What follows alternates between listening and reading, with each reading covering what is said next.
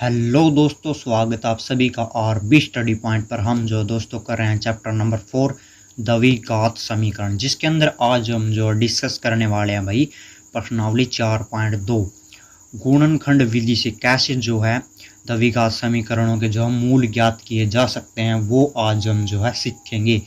तो चलिए दोस्तों करते हैं शुरू। इसका पहला जो सवाल जो दे रखा है उसको जो है देख लेते हैं। तो पहला क्या दे रखा भाई, एक्स का स्क्वायर घटा 3x घटा 10 बराबर 0। तो ये दे रखा है भाई दोस्तों। अब इसके मूल जो हम कैसे ज्ञात करेंगे, पहली बात सबसे पहले x का जो है वर्ग दे रखा, हमें x का वर्ग यानी कि इसके दो मूल होंगे भाई, ठीक है, दो मूल होंगे। अगर यहाँ पर 3 होता तो 3 होते। द्विघात बोल रखा है तो यानी कि इसकी घात 2 है तो 2 है, ठीक है। अब जो है इसको कैसे हल करते हैं दोस्तों, सबसे पहले ये लास्ट वाला दो है देखना होता है हमें। इसके अंदर कितना है, 10 है और इसका गुणांक कितना, 1 है। अब 10 की गुणा इस एक इसके x की स्क्वायर के गुणांक के साथ करते हैं तो कितना आ जाएगा, 10।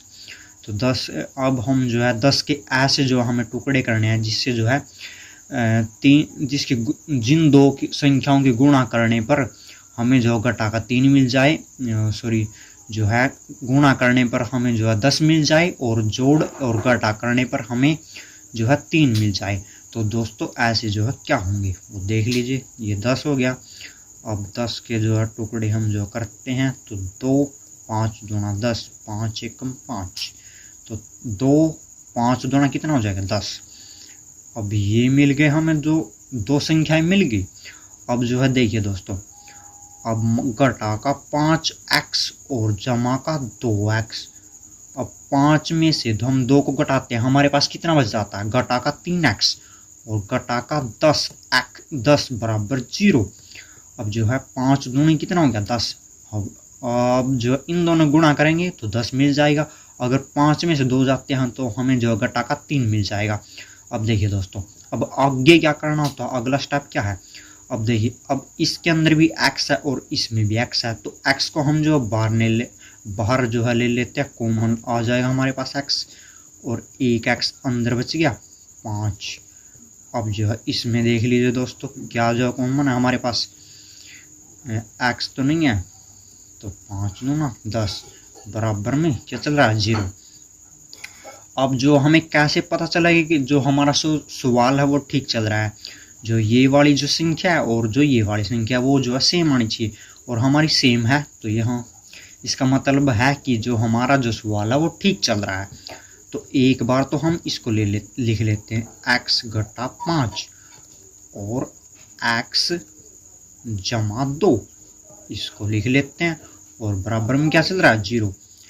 x घटा 5 बराबर 0, इसके बराबर में 0 रख दी हमने, तो x जो 5 को हम उस साइड लेकर जाएंगे तो 5 जमा का हो जाएगा, x जमा 2 बराबर 0। तो x के बराबर में क्या जाएगा, घटा का 2। तो अतः हमें जो है x के मूल मिल गए। अतः समीकरण के मूल, अतः समीकरण के मूल कितने हो गए, x बराबर घटा का 2 और 5, x बराबर घटा का 2 और 5 मिल गए भाई हमें। अब जो सेकंड देख लीजिए, इसके अंदर क्या बोल रखा है, 2x का वर्ग 2 जमा x घटा 6 बराबर 0। अब इसकी गुणा हम जो है x के स्क्वायर के गुणांक के साथ करेंगे, कितना दे रखा है, गुणांक 2 और यहाँ पर कितना 6 की गुणा अगर हम जो इसके साथ करते हैं तो 12 आ जाएगा। 12 की अब जो हम क्या करेंगे, टुकड़े जो है कर लेते हैं, उसके फैक्टर जो कर लेते हैं। ये रफ वर्क है भाई, 12 के हम जो है फैक्टर कर लेते हैं, 12 6 2 3 और 3। अब हम जो है दो जो है ऐसी संख्याएं प्राप्त करनी है कि जिनकी जो गुणा करने से तो 12 आ जाए और जो है जोड़ या घटा करने पर हमें जो है जमा का x जो हम मिलाना चाहिए। तो ऐसी कौन सी संख्या होगी हमारे पास भाई, तो वे होगी भाई जमा का 4x और घटा का 3x बराबर घटा का 6 बराबर 0। ये जो है थोड़ा हर रफ वर्क है भाई, ठीक है। तो 4 3 कितने होंगे 12, और 4x में से 3x घटाते हैं तो x बच जाता है हमारे पास किस चीज़ का, प्लस का। x, प्लस के ही x की हम जो है हमें ज़रूरत थी। अब जो है दोस्तों, अब देख लीजिए दोस्तों, इसके अंदर क्या है, x है और इसके अंदर भी x है, तो x हमारा क्या आ गया, 12 आ गया, तो 2 भी बाहर आ जाता है हमारा।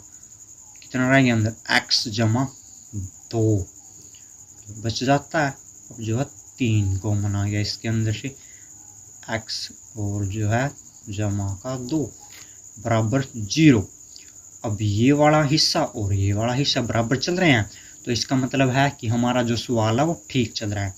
अब जो है इसको एक बार लिख लीजिए, x जमा 2, x जमा जो 2 जो है लिख लिया हमने, 2x घटा 3 बराबर कितना है, 0।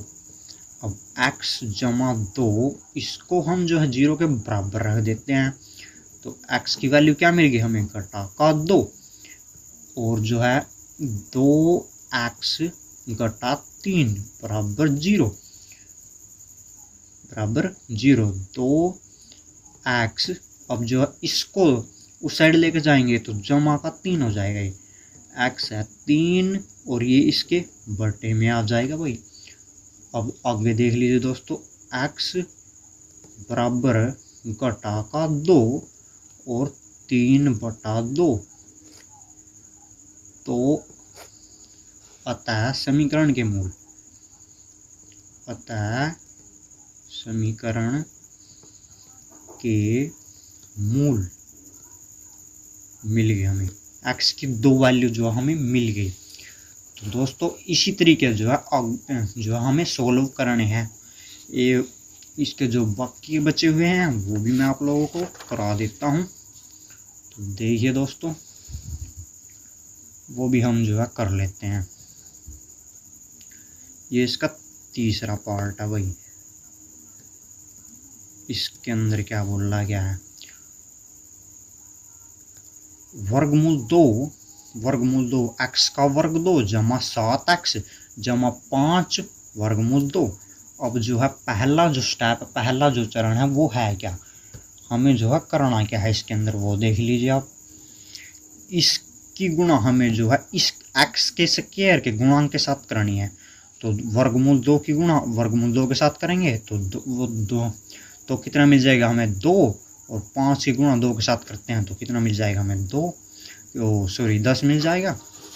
तो वर्गमूल 2x, और अब जो है उसके फैक्टर कर देंगे, तो फैक्टर कर दिए 5 और 2 मिल गए हमें, और उनकी जो है जोड़ करते हैं, तो जोड़ करने पर हमें जो है कितना मिलाना चाहिए, 7।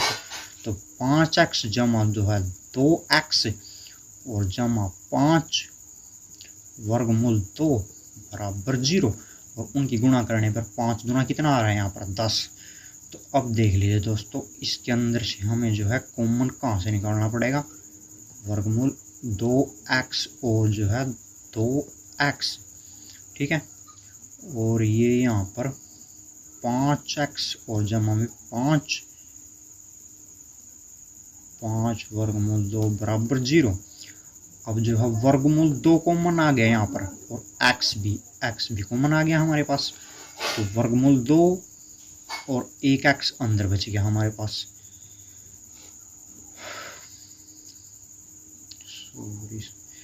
वर्गमूल 2 यहाँ से सिर्फ जो हमें x ही बचा हुई, x बच गया यहाँ पर, और यहाँ पर कितना बच गया हमें, वर्गमूल 2 बच गया, और यहाँ से क्या कॉमन आ गया हमारा वही 5 जो है यहाँ से कॉमन आ जाता है, x जमा जो है वर्गमूल 2 बराबर 0। हमारा ये वाला हिस्सा भी सेम है और ये वाला हिस्सा भी सेम है, इसका मतलब जो हमारा जो सवाल है वो ठीक चल रहा है। तो जो है x जमा वर्गमूल 2 और जो है वर्गमूल 2x जमा 5।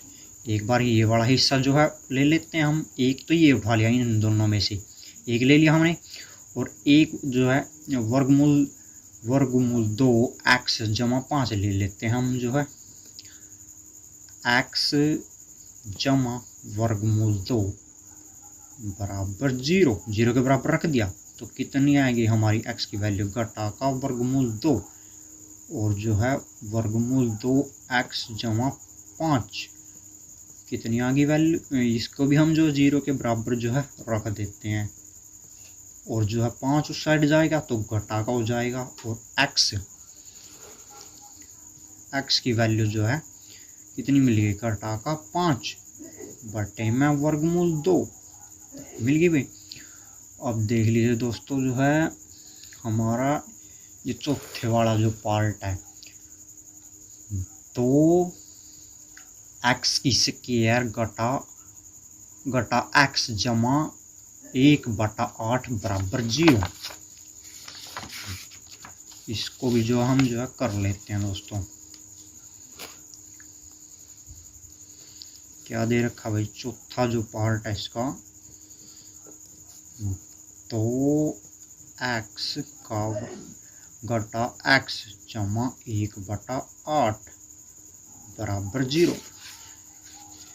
2x का स्क्वायर घटा 8x घटा x जमा 1/8 बराबर 0। अब जो है देख लीजिए दोस्तों, इस तरह का अगर आप लोगों को दिया हुआ मिले तो उसमें करना क्या आता है, सबसे पहले इसके बटे में 1 लिख देते हैं और इसके बटे में, अब जो इनका एलसीएम ले लेते हैं वो कितना मिलेगा हमें, 8। तो अब 8 की और इसकी गुणा करेंगे 16x का स्क्वायर, 8x और 8 से 8 जो है यहाँ पर कैंसिल हो गया, 0 के बटा में 1 अगर कम करते हैं और इनकी आर पार गुणा कर देते हैं तो ये तो 0 हो गया। 16x का स्क्वायर वर्ग और जो है 8x जमा 1 बराबर 0। अब जो है 16 के हम जो है टुकड़े कर देते हैं भाई, फैक्टर जो है इसके कर देते हैं, ऐसे करने हैं जिनकी जो गुणा करने पर जो है 16 मिल जाए हमें। तो 4 और 4 अगर उनकी गुणा करते हैं तो हम तो क्या कितना आ जाता है, 4 गुना 4 तो 16 आ गया और घटा का 4x और घटा का 4x तो कितना हो जाएगा, घटा का 4x और घटा का 4x तो कितना हो जाएगा हमें, घटा का 8x। अब देख लीजिए दोस्तों इनमें सेम कॉमन क्या है, x दोनों में है तो x बार ले लिया और 4x घटा 1 और वही हमारे पास कितना बच जाता है, 1 घटा का 4x घटा 1, ठीक है, बराबर 0। ये वाला हिस्सा भी सेम है और ये वाला हिस्सा भी सेम है, इसका मतलब जो हमारा जो सवाल है वो ठीक है। और जो हम इसको ले लेते हैं एक बार, 4x घटा 1, 4x घटा 1 बराबर कितना है, 0, बराबर 0 चल रहा है इसके। तो 4x घटा 1 बराबर 0, इसको 0 के बराबर रख दो और फिर इसको 0 के बराबर रख दो, 4x और ये उस साइड जाएगा भाई, जमा हो जाएगा 1/4 और 4x घटा वो 1 बराबर जो है x बराबर कितना हो जाएगा, 1/4 होता है। समीकरण के मूल 1/4 और कोमा 1/4, हमें जो समीकरण के मूल जो है प्राप्त हो गए भाई, 1/4 और 1/4। इसका जो है एक हो जो है हम कर लेते हैं भाई, ये हो जो है मैं आप लोगों को करा देता हूँ।